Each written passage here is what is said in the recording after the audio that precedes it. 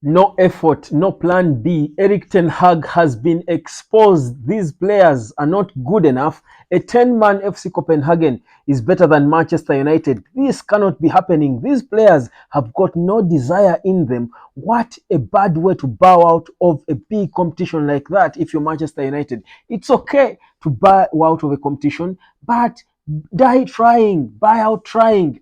Give this game such a scenario to a Manchester United coached by Sir Alex Ferguson. I'll tell you, Nemanja Vidic will break his head. Wayne Rooney will break a leg. Rio Ferdinand will break a rib. Roy Keane will fight with the player. United players will give it all out in such a game. But these players played like they were not pushed, they were not motivated. There is no fight in them. They are not confident. They are trying to be way too careful.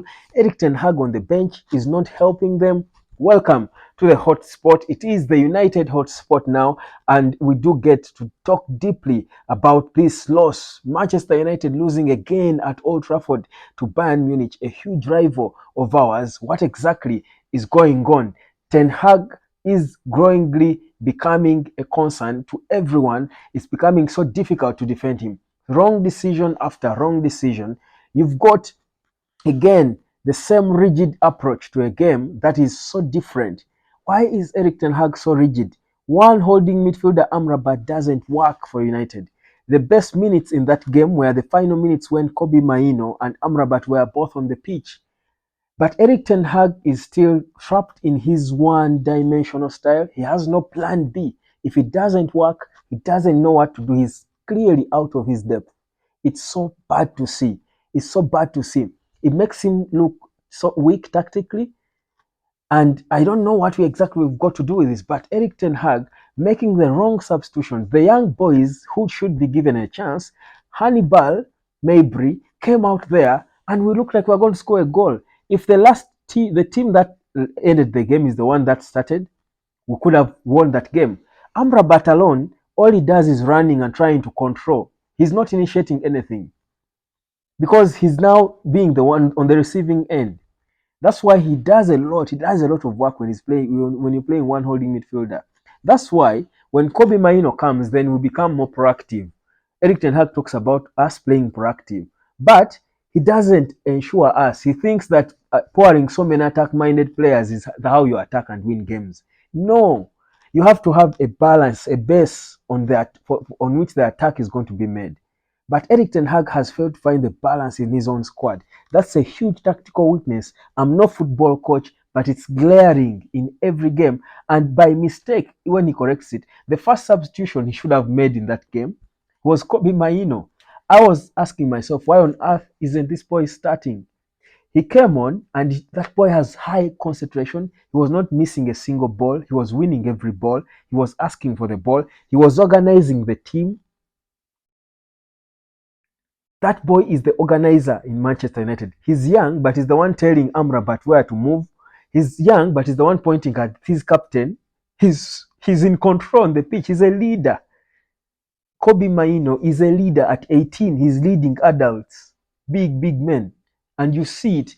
That's why in the last minutes of the game, we're in control because of this boy. But Eric Ten Hag does not see it, does not want to put him there. If he's good enough, he's old enough, put him there. That's why I say this boy should be starting games, even if he starts for only 30 minutes. If you feel he doesn't have minutes in his feet, but let him start. That boy is the organizer. Instead of trying and bringing on Luke Shaw and then bring on who to pull off this one, goodness, Ten Hag has just got to do one simple thing. But the man is so rigid, and it just defeats logic. But then talk about the players. All players playing without effort. They are so isolated. They are not a team. We cannot complete our final pass. Even when we try to put a few good passes together, the final pass is weak. Some players, Amrabat is trying, fighting way so hard. Some players want it more than others. It's like there's no fire in these players. You're bowing out of the Champions League against Bayern. They beat you. You lost 4-3. You're at Old Trafford where you've been losing game 4-0 to Bournemouth. You should be pushing. You should be coming out of the blocks. Every player should be psyched up. It's war. You should be reacting. You should be reacting. Come out guns blazing. You should be fired out. But you should be dogs out. Everyone should be asking, who let the dogs out? That's how you come out at them. In such a situation, if Sir Alex Ferguson was watching this, I feel for you, Sir Alex Ferguson. Sorry, sir, if you are watching this. I know it was too painful, but I'm no manager. I could have perhaps managed this game better. But these players, there is no fire. There is nothing for them to play for. I don't know whether it's about the Glazers. Maybe these players don't want to play for the Glazers no more. Maybe they're tired of them like us. So they're just earning, but there is no fire. Who are these players fighting for? They don't understand the value of that badge. These are not worthy of being called Manchester United players. I've been saying it. This is the worst Manchester United squad ever that I've seen in my time. This one is the worst Manchester United squad I have seen in terms of personnel, in terms of character, in terms of everything, balance, performance on the pitch. No wonder even the results are that bad. Is this the worst generation of Manchester United we've seen in our times? Guys, this could be larger than we think. This could be larger than we think, Man United supporters. Wake up, guys. This is serious. We don't have the quality to be consistent. Even the coach has admitted it. So what are we doing? Where are we going? What's happening at Man United? What's going on? What needs to be corrected? This club is going down to the dogs because we are losing Old Trafford. Our fortress we are becoming the laughing stock. We are becoming the laughing stock of town. It can't happen. We are Man United. And somehow we can't figure out what's happening. Even when Arsenal was struggling, they never got this low because every club goes through a transition. But ours is taking way too longer and it's not promising. There is no growth. You would see that Arsenal would come back. There was improvement even when they were changing managers. There was subtle growth. Man United has got no growth at all. What's happening with Man United, fam? What's the solution? Of course, we've got to find it now with the Glazers because clearly they're not going out. But what's happening with the club? Why is everything we touch turning into nothing? This is unacceptable. All players, they're disgusted. They don't want to play.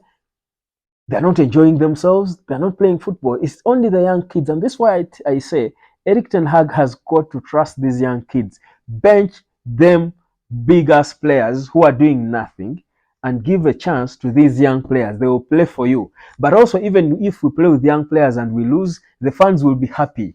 It will be progressive. We will understand. We'll just enjoy. Give us joy at least. Let's enjoy more Kobe Maino. Let's enjoy more Hannibal Mejbri. Please give us more of these kids. Give us more of Garnacho. Let's enjoy football. Bring back Mason Greenwood. Let's just enjoy because that is how we are going to build. Bring back the fun. Otherwise, Scott McTominay still subscribe, fam. I'm out.